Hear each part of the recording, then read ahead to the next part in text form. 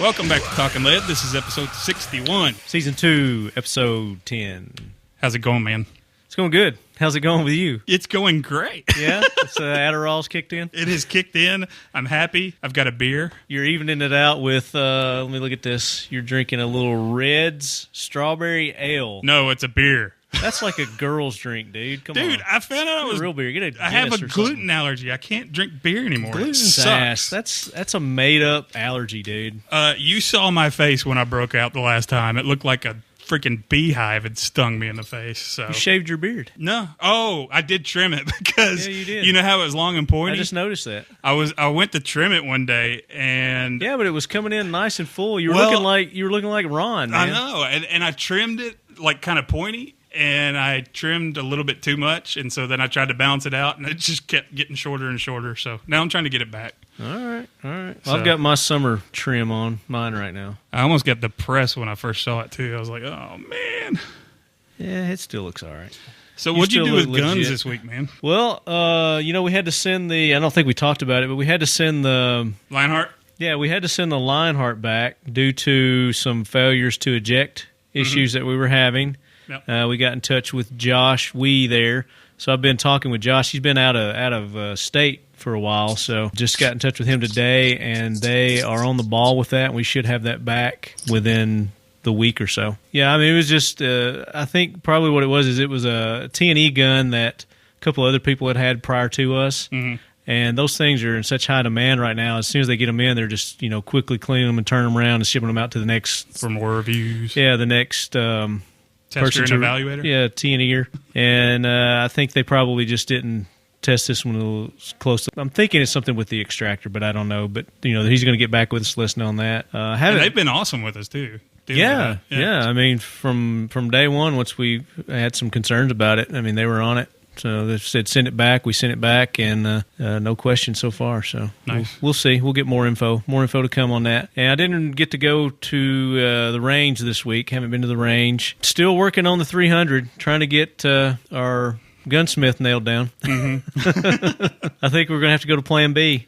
Well, he listens, so I know. this is the way to get him. Apparently it doesn't faze him. So we're going to set a date. We're going to set a go live deadline date, Yeah. and Let's do come it. hell or high water, it's going to get done. Cool. So I may put the some together backwards, but it'll get done. All right, what about you? What you got going on? This week I didn't do a whole lot. Today I got to do some stuff. I went down to Northside Guns to kind of help them out with some wed stuff, and then they had to go pick up some ammo from Vet Made Ammo. So I went to help them load that up, and then they needed to test out some of the rounds. So we went out to this little farm in the middle of nowhere, Middle Tennessee, and shot off some of their test rounds. Are those reloads? Yeah, they're all reloads. They're all reloads? But they had some serious quality control. I mean, not white glove stuff, but they check every round as it comes through there. So Yeah. Have they got like a manufacturing process, or is it all hand done? it's all handless. They have three. I think they had 3 Dillon precision presses, and so they're loading all those. How many people they got? Oh, 3 or 4. 3-man operation? Yeah, but they're pumping out probably 5,000 rounds a day. Dang. Yeah, so they're not doing too bad at all. Did you secure us any 300 blackout? No, they don't do 300 blackout. They don't. No. Right now, they're just all handgun calibers. Also, we were helping our buddy Rob Pincus, mentor, sponsor. He's trying to get on the ballot for the NRA Board of Directors. And, we were doing some both Right, of there's a us. special seat that they've got. Yep. Is it the 23rd seat or something? Something like that. I don't I'll have know. to go to our Facebook page. We've got a link on there. You can go to Rob's, obviously, and check that out there. If But you it's a were- write-in ballot. You have to write his name in on it. If you're a lifetime member Just or ask if, for the ballot. Yeah, if you're a lifetime member or you've been a standing member for 5 years or longer, you Think get a so. ballot automatically, and that's how But you regardless, ask for it anyway. right. And write in Rob Pincus Bexley Bexley, Ohio. Yeah, and he's starting his new tour, his new PDN tour. Yeah, part of it's here today. We're gonna go have Right after the show, we're going to go. meet up with him. Yep. We have a special guest with us today. We usually always have special guests with us today.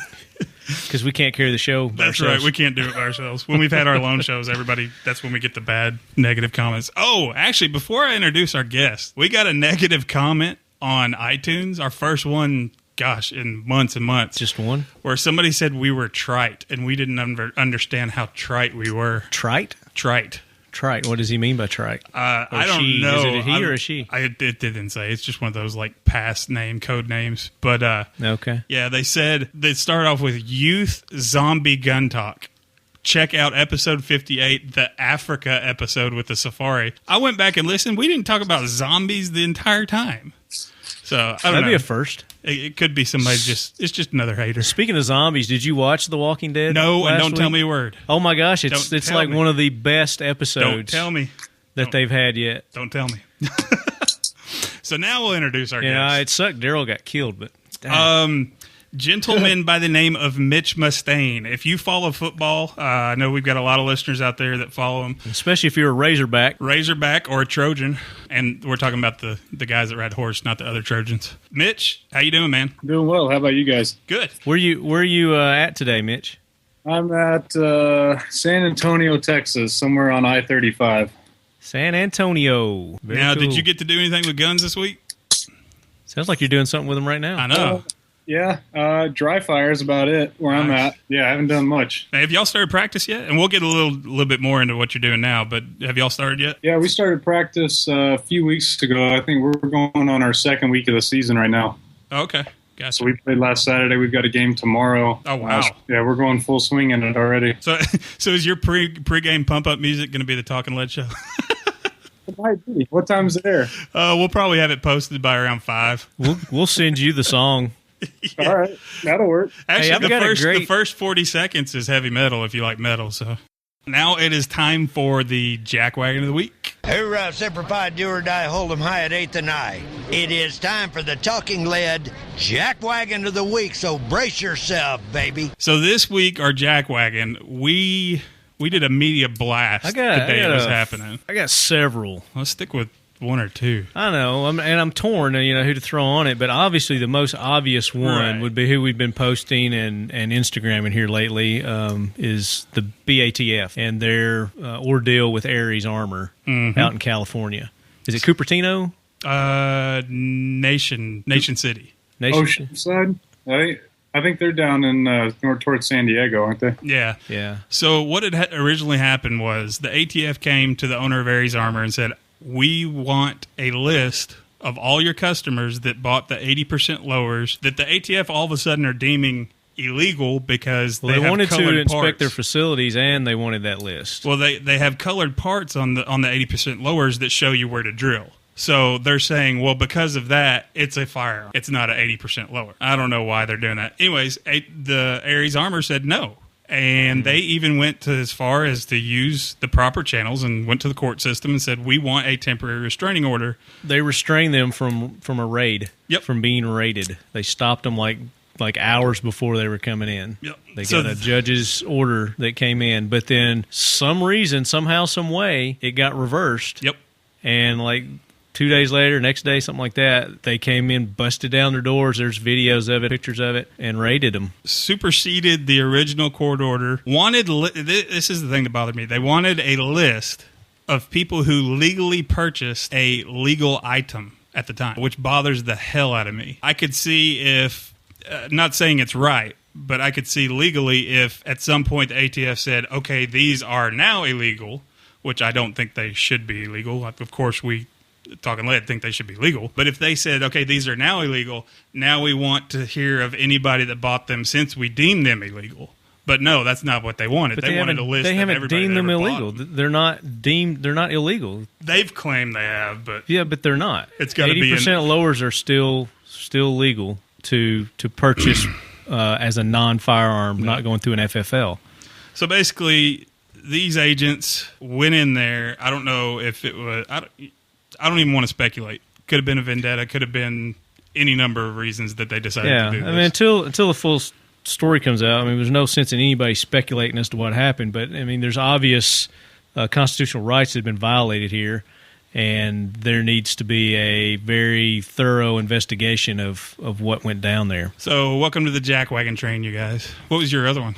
Wanted to throw this police superintendent of Chicago on the Jackwagon train too. His name's Gary McCarthy. They've had a drop this year 3 months in gun-related crimes. And he is attributing it solely to his plans and his tactics that he's put in place since he's been in office there as to this drop in crime. Which just also happens to be the worst time of year for weather, and I think they've had some pretty bad winter weather up there too, which tends to keep people indoors and going out and committing mayhem and murder and crime. Yep. But then also, Chicago has recently had their right to carry firearms now, their carry permits. I think that's probably got a lot to do with it also. Well, surprise, surprise. Yeah. People can carry guns and the crime goes down. And the crime goes down. But no, this guy wants to attribute it to his hard knock tactics and take no prisoner kind of attitude, I guess, is Gary McCarthy. I don't know. I'm going to throw him on the jackwagon train, but he's trailing behind it. He's on the radar. He's sitting on the, what do you call it when you wait on the train? The train station. Do we have like a jackwagon fish finder in the engineer thing? Yeah, he's a jackwagon in waiting. Well, like we said, we got a guest, Mitch Mustaine, left hand. You want to tell us a little bit about what we can read about him before he actually gives us the real stories? Mitch Mustaine was one of the most highly decorated high school football players in history, winning every National Player of the Year award, and was recruited by nearly every major college football program in the United States during 2005-2006 school year. He played sparingly in his first game at Arkansas, but was named the starting quarterback by the second game of the season and achieved a record of 8-0 as a true freshman starter. Now, Mitch, interrupt him at any point because left hand tends to like to read entire 5-page letters on the show. That was it. That's it. I think I just had a heart attack. I thought that was pretty good intro. But then after Arkansas, you went where, Mitch? Transferred to USC in Southern California. Yeah, and you had to sit out a year because of the transfer rules, right? Right, and I had my red shirt still, so I used that, so I didn't lose a year. Oh, nice. Oh, cool. Can't beat that. And then you got to play with some other big-name quarterbacks while you were at USC, too, right? Yeah, well, John David Booty was still there when I got there. That name. Booty. Booty out of Shreveport. So he was there, and then Mark Sanchez was there, and then Matt Barkley came in for my last 2 seasons. What year did you transfer? 07. God, you're young. He was born in 88, February 27th, 1988. Yep. Which February 24th is my birthday. I'm barely older than you, though. Yeah. quite a bit. Hey, can we nominate Fred Phelps for the dingbat of the, what do you call it? Jackwagon of the week? Jackwagon of the week. Yeah. What'd he do? Died. Fred Phelps was that church, that radical church. What was that called? Oh, the Westboro Baptist Church? Yes. Yeah. He died? He was another one that I was thinking of. Thank you for mentioning that, Mitch. Yes, he passed away. Okay. I want to clap, but I'm not going to because, wow. But he definitely deserves a place on the jackwagon train. Yes. Yeah. We'll take your nomination, and by unanimous vote, he is on it. All right. Mitch, we ask a few questions of everybody that comes on the show. We know you're big into firearms. We hooked up on Instagram recently. Right. How did you originally get into firearms? I grew up with them. Just being, we lived out in the country when I was growing up, and I grew up, always had a BB gun or of some sort, even with the trouble that got me into. And then, moved up, obviously, to the 22 long rifle and that sort of thing, and just kept going. When I was young, probably 8 or so, got my first 12 gauge, did a lot of hunting, bird hunting. Got into deer hunting, just that sort of thing. I think about like every kid that grows up in the country does. It's a part of life. Right. Do you remember what your first shotgun was? Yeah, because I still have it. It's I want to say it's Harrington and Richards H&R. Yeah. Oh, yeah. Just break action, single shot. Still have it. It still functions perfect. And it's still one of my favorite 12 gauges. So love that thing. When it comes to pop culture, what's your go-to movie, book, song, video game, whatever it may be? What's that involves firearms? Yeah, good. I mean, I'm a big Western fan. Anything with John Wayne or Clint Eastwood or anybody else for that matter. So, see, that gives me hope. Somebody that's in a younger generation, like you're in still the in your classics. 20s, right? 26. Yeah, 26. Yeah, Yeah. see, that just makes me happy. I do. I love westerns. That's always been kind of my go-to. I love the old 6-shooters. The Winchester 94, that type deal. In terms of modern stuff, obviously I guess the biggest thing for our generation would be, like Call of Duty, that sort of thing. Hoorah! You get to play with all the guns that you never get to in the real world. Yeah. Outside of that, there really isn't a whole lot. I don't think. I mill around the usual stuff and keep up. I kind of follow that type crowd on Instagram and whatnot, and that kind of keeps me in the loop. So you a gamer? Not really. I haven't played. I don't think I've played a video game since I left college. 3-4 years ago. So You've been kind of busy, haven't you? yeah, a little bit, and it's just one of those things that I don't really feel like packing up gaming systems every time I move somewhere. So. They do tend to be tedious to pack up. Easier those just wires. throw your clothes in a bag and next stop. Yeah, it is. About the closest I get to a video game is Flight Simulator. So Oh, Working you're a on your pilot? pilot license? I don't. I have about 30 hours. My brother's a pilot, and so we go up pretty frequently. Left hand's a pilot, and I've got about 15 hours under my belt. There you go. Got my degree in aerospace. Do you want that on the air?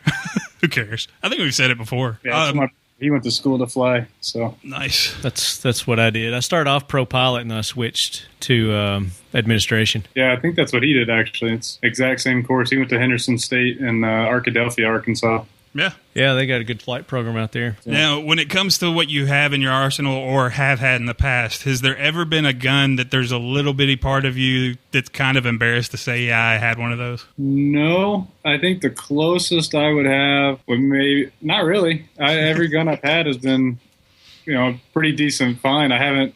I think the closest I came, I almost bought a Ruger SR9 once, or I thought about it.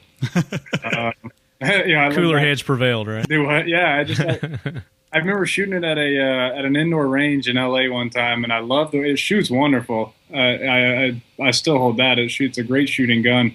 But in terms of the overall package, I think that would have been a bad choice. Yeah, one of the guns I shot today was the Ruger 380, but same kind of style. Right. I did not like that gun at all. Which one? The little Ruger SR9 380. or SR?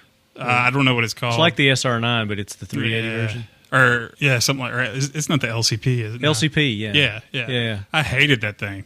See, that's my brother has that, Yeah. and I fired it. I think for a small 380, it's it's hard to beat. For one that size, I had a Ruger, or not a Ruger, a Sig P232 for a while. Oh, nice. Which I loved. It's a great gun.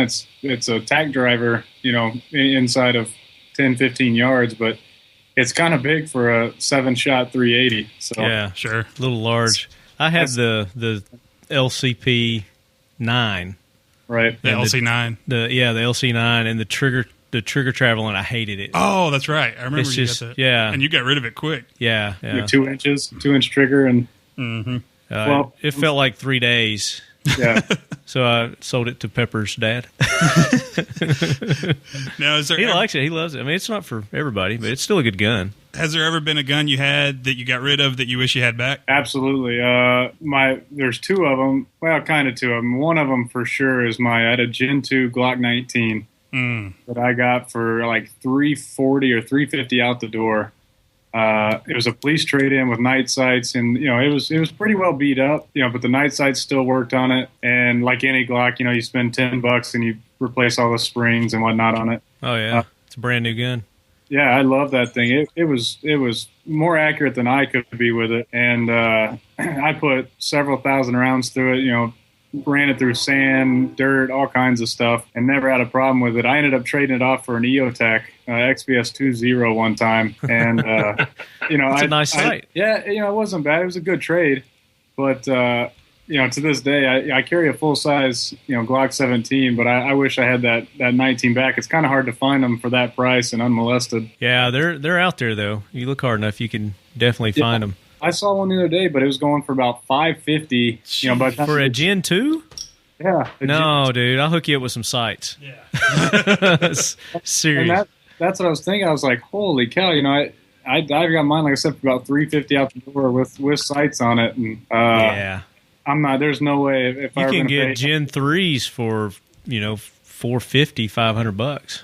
So I got my Gen 3 used. You know, I say used. It was, quote, used, but it was like the guy, it still had the original, factory lube on it. And it had hardly been shot at all. You couldn't tell it had. And I got walked out with $450 for it. So Yeah. I'm not paying $600 by the time you do transfer fees and all that. Your bucket list, when it comes to the next just got to have firearm, what's that on your list?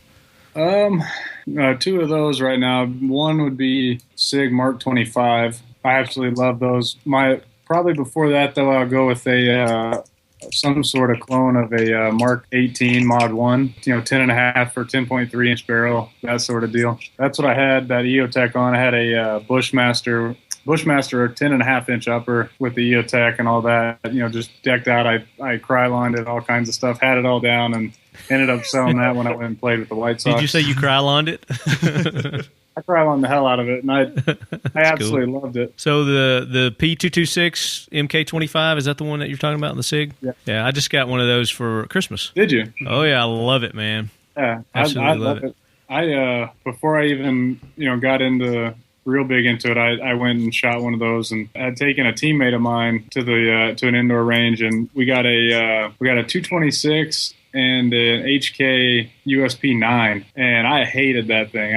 The HK? I think they look cool, and I was like, man, these are gonna be sweet. They're the biggest. They were, it's like holding a brick in your hand and shooting 9mm out of it. Yeah. I just got offered a trade on one of those today. Did you? Yeah. I turned it down. You may like it, though, because how tall are you, Mitch? About 6'3". All right, so you got probably bigger hands, too, right? Yeah, I don't know. I feel like every time somebody measures me, I shrink and my hands get smaller. So, I'd say I have pretty average hands, maybe a little bit larger than average. Well, maybe it's the opposite. Maybe because if it's smaller hands, that like the USP's a little bit better. I don't know. Didn't we shoot that one at the Armory, National Armory? Yeah. And you didn't like it, right? No, I didn't like it. Yeah, I mean, I hated it. And my teammate, we ended up switching. He had the 226, and we switched. And he absolutely loved that, and I loved the 226. So that worked out pretty well. But ever since then, I've just had an itch for one, and I've had just about everything but that. So eventually, I'll get to it. You've been around to a lot of different places. You started off in Arkansas, which, of course, we don't even have to say what the gun culture is like there. Very similar to Tennessee. Very similar to here. Yeah. Then you go to L.A. Uh-huh. What was that like being Culture a gun shock? guy going down there, or was it like not a big deal? There's plenty of guns in L.A. Are you kidding? Well, Dude, just not for the people that can legally have them. Yeah. It's not for the openness that you have like in Arkansas, right? a lot of Tech 9s. There's if you dig around a little bit, there's quite a bit there. Obviously the laws in California. I always said I love the territory of California. I hate the state. Yeah. It's there. The demand is there, and the culture is there. You just have to find it. And it can be a little bit weird. It's not as open, and I think people are a little less. They're a little apprehensive to put it out in the open. Obviously there's cowguns.net and whatnot online, but out front there's not a lot of gun shops that are open, and the ones that are, they're very expensive. Were you able to do any shooting while you were down there? Go to any ranges or anything? Yeah, do any hunting? The Angeles Shooting Range in Glendale, just north of LA, is a good one. Oh, they have like single shot Glocks. Oh man, you'd think they did. You go in there and so that's a good shooting range. And then if you drive out, I think in Riverside County and San Bernardino County, you're allowed to shoot off the highway. So Wow. Absolutely. My roommate and I, we'd go about halfway to Vegas, about 2 hours, and we turn off. There's I think it was Harvard Road. You turn off and head north, and it just turns into dirt, and you cross the Marine Corps tank tracks. I mean, you're way out there. We go about 15, 20 miles out off the road, and you don't have to. I think you have to be like a half mile off the road or something, but we'd go way out and we'd go camping and shooting and all that stuff. And that was completely legal. Yeah, it's completely legal. Sweet. As long as your weapon's legal. But in LA County, certainly not. It's too populated. But there's indoor ranges. There's one right downtown. There's another one near the airport. And then about the best gun shop is Martin Redding, Century City or Culver City. I think Culver City. Other than that, they're pretty hit and miss. But like I said, you can dig around for it and find it. Well, I know California is our biggest downloaded state. We have more listeners in California than any other state in the United States. So the people are there. The gun lovers are there. Absolutely. Like I said, the demand's there and the culture's there. It's just, they've got a lot of resistance and there's a lot of stupid going on there. That's a good way to say it, yeah. A lot of stupid going on. That's a good way to say it. From California, where did you end up next? I did a 2-week stint in Canada. Really did not enjoy that at all. So came back from there, ended up back home. What part of Canada? I was in Hamilton. We've got some friends that listen to the show that are up there. We have a lot of We Canadians. have a lot of, yeah. I was talking in particular Brian and Trevor. Mm-hmm. And, Matthew. yeah, Matthew. McClatchy. Yeah, McClatchy, yeah. Yeah. I mean, that's not a very gun-friendly place. It's they do their best to restrict it and whatnot. Yeah, and they're getting hit with more restrictions here recently too. Mm-hmm. Our last episode or episode before last? Last episode. We had read Something like the that. latest antics that's going on up there. So. They're actually trying to create a registry. Well, That's they're the doing first like step. they're doing like the BTAF did with Aries. With Aries Yeah. is like, hey, this is legal, and then all of a sudden they deem it illegal. Nah, it's not Now anymore. all these people have this, so now they're in violation of the law. There's a couple of firearms, 2 or 3 firearms that made their restricted list that weren't previously on it. That people But had. that people had a majority, not majority, but a lot of the people had, and by virtue of them doing that, then that put those people as illegal gun owners for those firearms at that moment. Well, I mean, none of that is incidental either. I mean, they know what people have, and they know Yeah. they're going to ban the most popular stuff. And They know they're the gonna- controversy they're going to cause by doing it. And California's done, obviously they've been restricted in what they can do to some degree, just by federal law. But in terms of their list, their approved list and whatnot, and what's on it, I don't even know if the Gen 4 Glock has ever made it on. I know it wasn't when I was there. And Surprising. there's so many hoops and hurdles and whatnot, and they really make it kind of a pain in the ass for people to jump through it and get to it. And they make it expensive, and I think they try to deter people, but they're deterring the wrong people. I mean, obviously, if you want to go out and get a gun to do some damage, the last thing you're going to go do is put your name on a piece of paper. You're going to go find somebody, and Yeah. I bet if you walked around long enough and asked enough questions, in the city, you could probably get a pistol by the end of the night. So Sure. It might come in a brown bag, but And that's usually how the criminals do it, and that's what the point of these laws don't affect criminals. Laws don't affect criminals because by definition they're breaking the law. That's what makes them a criminal. right, but it gives them, it gives the politicians something to do and something to feel good about. So whatever I don't know, whatever they want to do. Yeah, we got to calm on their bullshit though. Yeah, I agree. So where did you go after Canada? I ended up I went home that fall and ended up trying out with the White Sox and doing that. So I ended up in Arizona. so you play baseball too? I did. Okay. Ended up in Arizona in the west side in Glendale, and I was there from the 1st of March to the middle of June, and then from That's there very gun friendly up there. Arizona is about as gun friendly as you can get in the Yeah. state. Yeah, very much. I didn't do much of it at the time. I spent most of that time training, but it come full circle here this past year. But ended up from there, went to Bristol, Virginia, played there, and then ended up in North Carolina. How was Virginia? I'm not real familiar with Virginia. Bristol's an interesting place. It's right up with. You want to elaborate on that? Well, it's half Bristol, Tennessee, half Bristol, Virginia, and it's you hear a lot of banjos. A lot of banjos. Yeah, Yeah, but as far as their gun culture goes, is it very similar to Tennessee and Virginia? I think. I think Virginia has, or at least in the last year or two, I think they've kind of faced some opposition. But at the time, it was pretty. And like I said, I had a carry permit and didn't really get to shoot much. I mean, with our schedule, there wasn't a lot of time for it. But How long have you had your permit? 2 years, 2 years? Is it an Arkansas permit or? it is. Okay. Yeah, and I think it's valid in 40 states or close to. I think Arkansas and Tennessee's reciprocity is identical because we drove through to go to the NRA meetings last year, and we were reading all the laws as we're on the road trip. And I think Do you Arkansas do and that? Tennessee Do you are the check same. out what the local laws are when you know you're going to be traveling with? I do. With your firearm. Anywhere from the West Coast to the East Coast, I'm good to go. With the exception of Illinois. Now, do you do any plane travel with your firearm? Yeah, if it depends on the trip. If I'm going any long term or if I'm going to a place that allows me to carry, I do. Yeah, If I go to California, I don't. it's a little short term trip. You don't go through the hassle, do you? Or do you? I mean, you might. I don't know. I mean, I don't. If I'm just going to be there like a day or two. Yeah, usually not. Like I said, it depends. It depends on who I'm flying. If you're on Southwest and you get a free check bag, yeah, absolutely. I'll put a little bag on there. I think it's worth it. if you're going, like I said, if I'm going to California for a couple of days, like I went back for Thanksgiving, I didn't. It's just not worth the energy and the fight, and hoping that the TSA agent on the other end knows the law.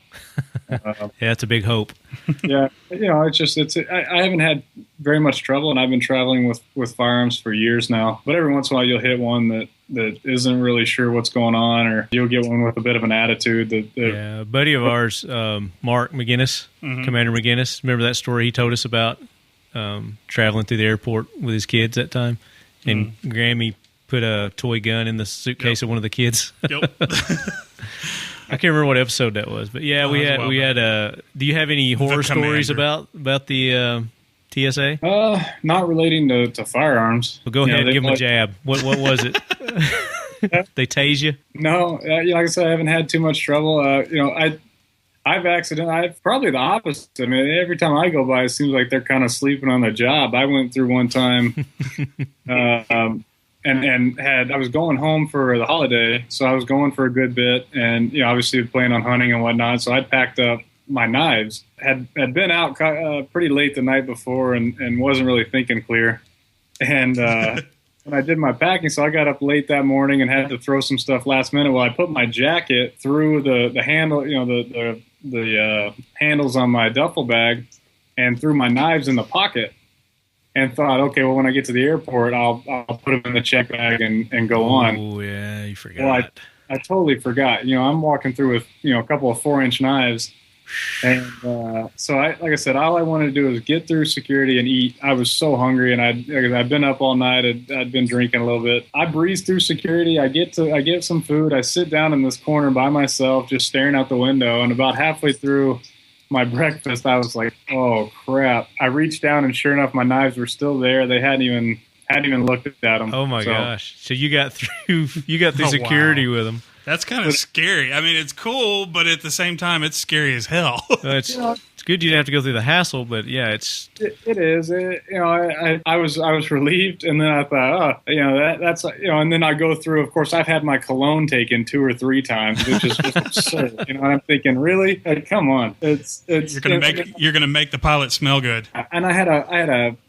little bitty buck knife, one of those little pocket knife buck knives that I'd forgot I had in my pocket, and had it taken. And of course, I paid them, and it was an old one that I've had. I didn't want to lose it, even though I know you can buy a new one for nothing. Probably had some sentimental value. Yeah, I paid like $5 and put it in an envelope for them to ship it, and it never showed up. So they pocketed that. And hell yeah, oh, of course, that's what they're looking for. They're not looking for just want free knives and guns. They're looking for stuff that they can pocket. They're not all that way. I'm teasing. But I've also had a couple that have helped me out before. I had one in Phoenix one time. I was traveling, and again, one of those things I just didn't really plan ahead very well. I'm not a great traveler in terms of advanced packing and whatnot. I usually pack the very late night before early morning. But I went through, and I totally forgot about having a hard case because I'm so used to driving everywhere that I don't worry about it. I just put it in whatever I have, or I usually carry it on me or in my seat or whatever. And totally forgot about the hard case. And the TSA lady was really cool about it. She's like, look, go in this place. I was like, man, nobody here has a hard case I can put it in. She's like, okay, well, go in here, grab this computer case. She's like, it's not technically a hard case, but I'll let it go. It was hard enough that she would consider it a hard case. So who knows what I dropped on that $50, but she helped me out. She kind of let me buy with one. Cool. And the majority of those people are very helpful, and they do great job. But there's that one jackwagon in a 100 that's got having a bad day, and he's taking it out on everybody else. And you see it. It kind of depends on where you're at. Obviously, in California, you're going to get hit pretty hard if you try anything. But that was in Arizona. Anytime I go through my home airport in Arkansas, it's never an issue. They're always really good about stuff for the most part. I think TSA is pretty well hit and miss, and I don't think their hiring standards are quite what they should be, but whatever. Yeah, so now you're in San Antonio now, right? That's right. How long you been there? I've been 3, going on 4 weeks now. Okay, so relatively short time then. So you Yeah, probably pretty hadn't short. had a good idea of the culture there, but I mean, it's Texas, so. Yeah, I spent a good amount of time here, and before, growing up, I've got family here, so nothing too new. One of the things about our show is we bring people that aren't always in the firearms community is for their careers. Like, we've had NASCAR drivers on the show. We've had 2 different NASCAR drivers, but they're pro-gun. We've had people that own different businesses on the show that aren't gun-related, dog trainers. You being a professional athlete, what do you kind of see with the gun culture in professional sports? I mean, I know a lot of what we get through ESPN or everything else is, Gilbert Arenas flashing a gun and in the locker room, stuff like that. What's his name? Yeah, are there a lot more responsible gun owners in professional Pac-Man sports Jones. than what we usually see? I'd say absolutely. I think that goes for society at large. They're never going to show the responsible citizens that are not only taking up carrying arms but practicing and being vigilant and whatnot. I've experienced pretty well the same thing. I guess there's 2 things. The dichotomy between baseball and football. A lot of that's just there's a few guys I played baseball with that carried. Mm-hmm. We always talked about it and we're going through and whatnot. Football, you don't see it quite as much. And I think a lot of that's where I've been, a lot where I've played football, mostly on the West Coast. There's just not you're not allowed to carry and stuff like that. And like I said, it's just not as open a deal. And the other part's just the race deal. I obviously I say this in the best way.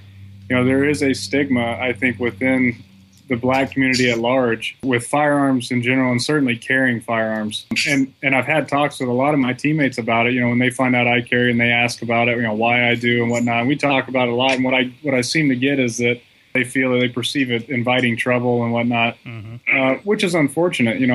There's a lot of guys, I think if they had the exposure to it early on, certainly now, there's a lot of guys I follow on IG that are into it and have been great ambassadors for it. So sure. Tell them to go listen to last week's episode when we had Argo J on from YouTube. Yeah, there's Argo J, there's Spiral. Is that how you say it? Spiral. Who else? Modern Gunfighter. There's quite a few. I'm sure there's a lot more. Coleon Noir. These guys have been wonderful. I think for, not only for the black community in that, but just the community at large. Sure. And I wish, and I've done obviously my part to expose my teammates to it, and a lot of them have a huge interest in it, and a couple of them have even have purchased guns and go shooting and whatnot, and gotten into it. So it's been good for the most part. Do you do any competition shooting? I don't. I have not. I've never. I looked into it one time when I was in California doing like IDPA or something like that. Mm-hmm. And just never got into it. The time really hasn't been there. With the guys, especially in the football side, I kind of got a theory. For some reason, there's more linemen, offensive and defensive, that are into firearms than any other position. I know you're a quarterback, but with this.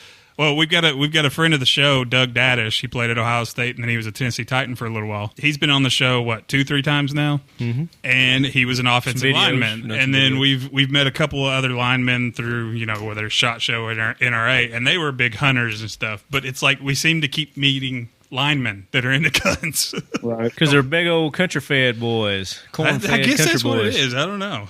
I think that is. I think a lot of them are. It's a lot of it's where these guys, where they come from, what their exposure to it early on. Like anything is going to shape how you perceive it. If your exposure to firearms has been hunting, and has been productive and safe and reasonable and whatnot, you're not going to look at them. You're going to look at them as a tool. And something that has a purpose and a good legitimate purpose. And if your experience has been inner city or you've had friends that have been hurt by them, or I think you're going to take the other way of it, that they're dangerous, that they don't really have a good use. And I think it's all just kind of where it comes up. And I don't know the stats on linemen versus skill positions, but yeah, maybe it leans that way. Maybe your majority of big guys are going to come from a little more rural backgrounds than what your skill guys are. That certainly may be the case. Yep. We don't want to get into stereotyping people. So. Not on this show. Best to steer clear of that. But obviously, there are those factors you have to consider, and these are just my experiences and the Sure. the time I've had in locker rooms and whatnot. And one thing I will say, and not to blabber on, you guys can edit out whatever. But speaking of, we like blabbering on. It makes our job easy. You look at this Incognito, Richie Incognito, and Martin, that whole thing, and the whole talk about locker rooms. What I found is, locker rooms are extremely open places in terms of dialogue and whatnot. More so, I think, than people really understand. So I say all this, having had, I'm not just shooting this off. I've talked to my teammates about it. I ask them these questions because I have relationships that allow me to ask these, whereas I may not outside of here. Mm-hmm. To ask these guys that come from, I'm a white guy from a fairly, I guess you could say, fairly rural place versus, maybe a black teammate that grew up in, downtown LA or Houston or wherever, because I don't understand, I don't know what his perception is. And I've been able to ask a lot of these guys that, and it's been good for me to understand these and to know kind of what's going on with it and, maybe where it's going. Sure. Now, as far as football-wise, let's kind of talk that a little bit. You played for Gus Malzahn in high school, right? Right. And then my first year at Arkansas. Oh, he was at Arkansas then? Yeah, he's a line, or what was he, offensive coach? Yeah, he was a offensive coordinator by title. Now, he has some kind of like brilliant savant offensive mind or something, right? I guess you could say it. His philosophy is extremely simple. It's not the old ground and pound. It's not a West Coast style. It's very simple. It's very fast. Is about the best way to put it. But he is incredibly intelligent when it comes to the game. Where did he go to after Arkansas? Did he go? You went to USC. Did he stay there? Or? No, he ended up at Tulsa. Okay. And he did a couple years at Tulsa under Todd Graham, who's the head coach at Arizona State now, and then left there.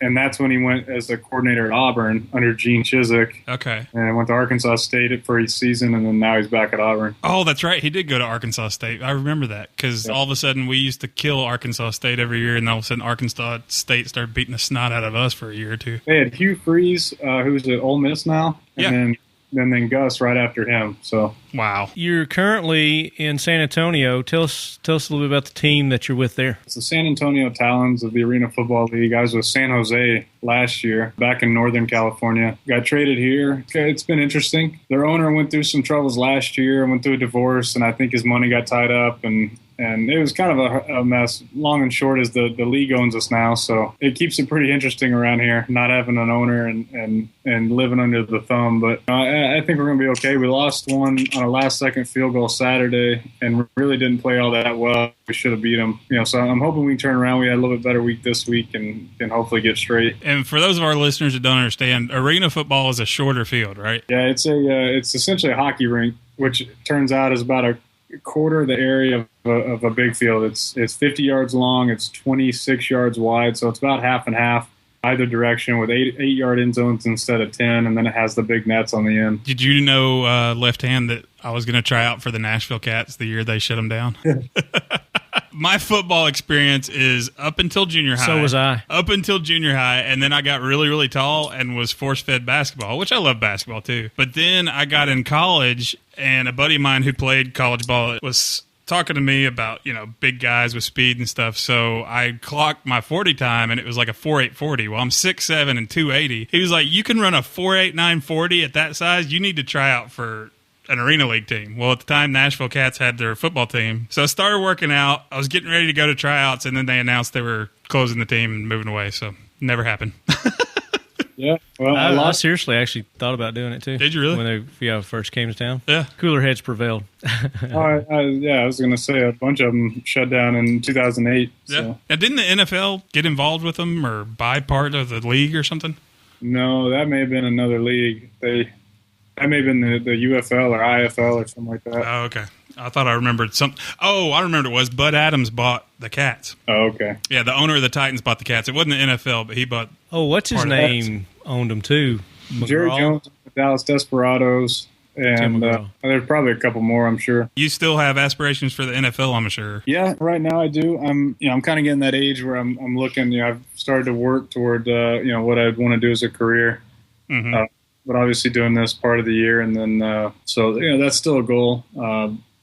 The biggest thing for me has just been getting film. As a backup last year at San Jose, played in 11 games and played decent, but the biggest thing is getting a starting job, which I have, and then getting the film on it. So hopefully I can get into camp this year. If not in the spring, then maybe into the summer. But we'll see what happens with it. Right now I'm kind of working toward a long shot in the Navy. This doesn't work out, so Oh, nice.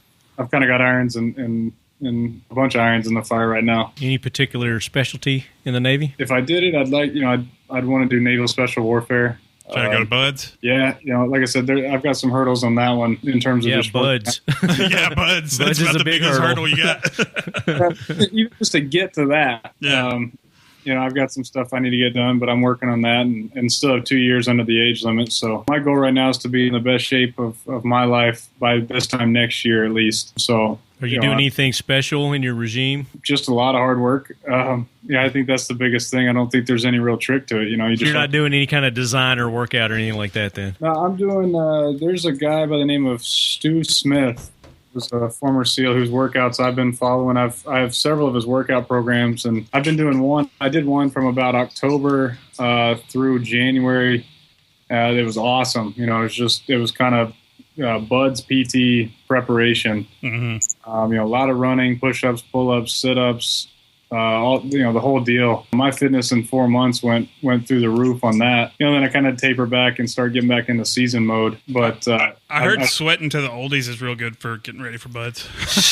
So, just following that. And then I tapered off a little bit just to get my arm back in shape, throwing and whatnot. And now I'm kind of starting to pick it back up again. So, like I said, it's a year program that he has. And by this time next year, I hope to be kind of at the point where I could do what I need to do if I get the shot. Well, it's kind of like, and it may have been about the same time you played. Do you remember Glenn Coffey played at Alabama and then went to the 49ers? I vaguely know the name. Okay, he was like Heisman candidate at Alabama. Then he gets drafted by the 49ers, was supposed to take over Frank Gore's job by his second year. Just said, you know what, forget it.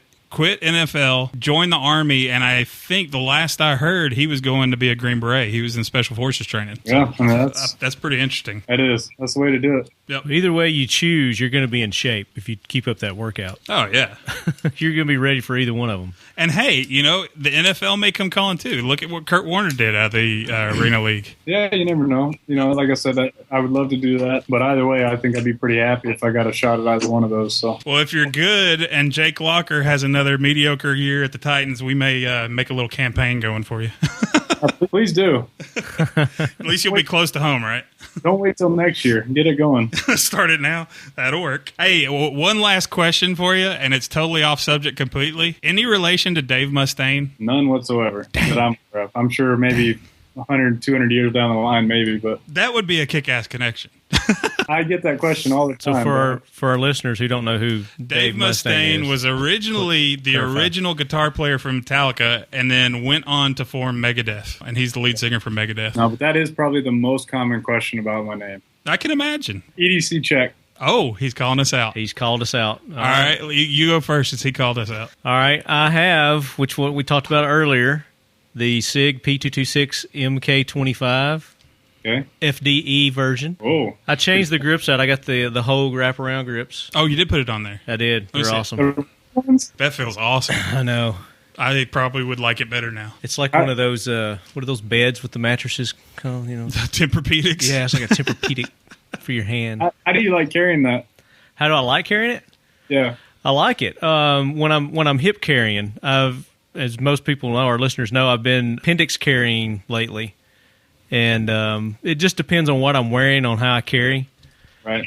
Today I was wearing a jacket. I was wearing it. It's like my Glock 22. I carry a full-size Glock before this one. Right. And there's no difference to me as far as the feel goes. It's a little bit heavier, but that's about it. Gotcha. That's the difference. You got anything else?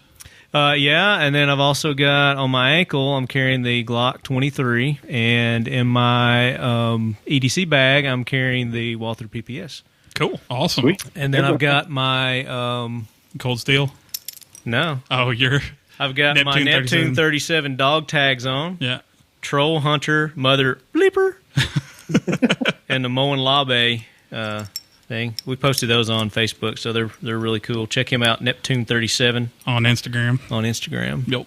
And then my knife is the Tool Logic with the flashlight, the And- fire starter, Uh-huh. and the rape whistle. The rape whistle. Gotta have a rape whistle.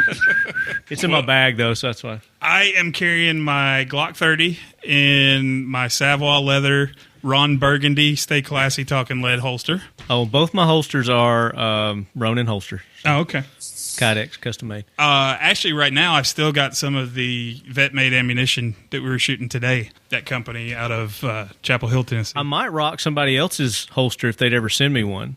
Would that be Savoy leather? Savoy and Frontline Tactical Defense. Frontline. That one should be coming. Yeah. I picked out a cool Savoy. color for you. And I'm out of Savoy Sauce? sauce. Savoy sauce? Savoy sauce. Do you follow him on Instagram, Mitch? I did. I may still. I think I do still, actually. Custom leather holsters. I mean, his stuff is unbelievable. It's like works of art. Oh, Yeah, man. I have seen that. What's that sauce taste like? I wondered that.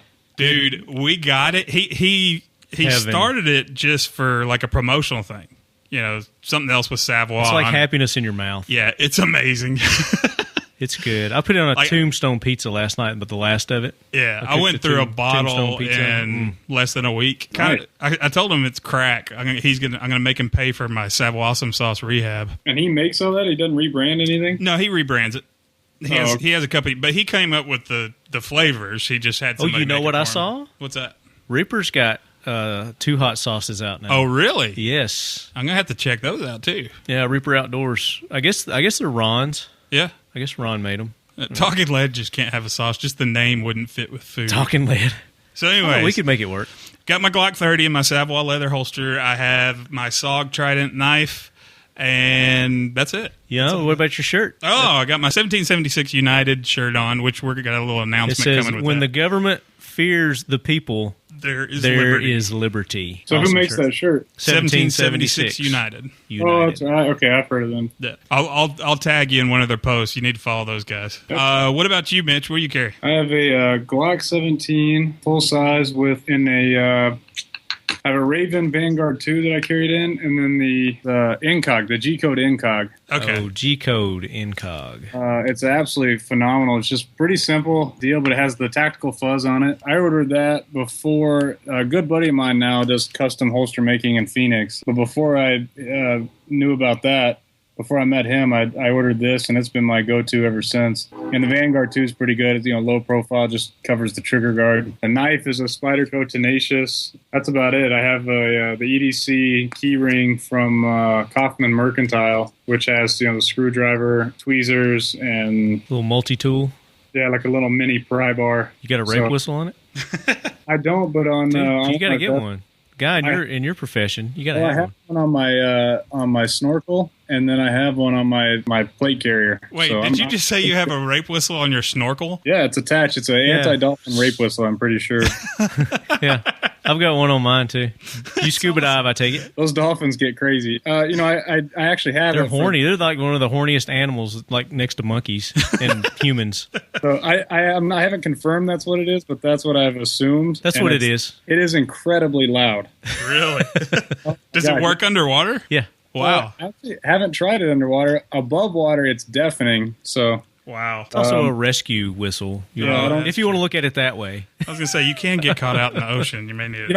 I always wondered though. I'm like, if dolphins come help you save you from the sharks, who saves you from the dolphins? So Your dolphin rape They're just going to whistle. love you to death. it's a rape whistle, but I hope I never have to use it out there. That's cool. I scuba dive also. I haven't scuba. I want to get certified as well as skydive, but I started swimming. I have the rocket fins one. Like I said, just in preparation for the swim portion of that BUDS test if I ever get to take it. I had an opportunity to go skydiving like 2 months ago.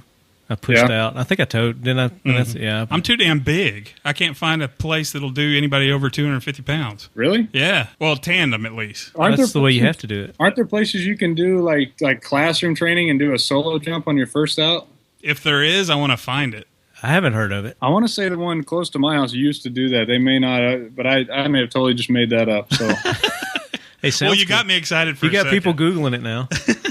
don't quote me on that, but I would imagine there's maybe some sort of program you could do. Well, the thing we were kind of hinting to when we were talking about the shirt, the 1776 United shirt, is we've got a collaboration coming soon.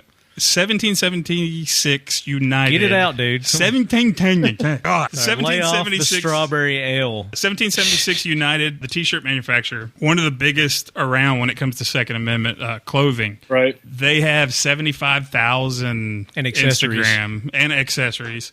Is going to start handling all Talking Lead merchandise manufacturing. So They're our new merchandiser. Yep. So pretty soon they're going to be designing some Talking Lead stuff for us. Patches. We're going to have patches coming. Maybe even beer It's our koozies. input. Yeah. Beer koozies.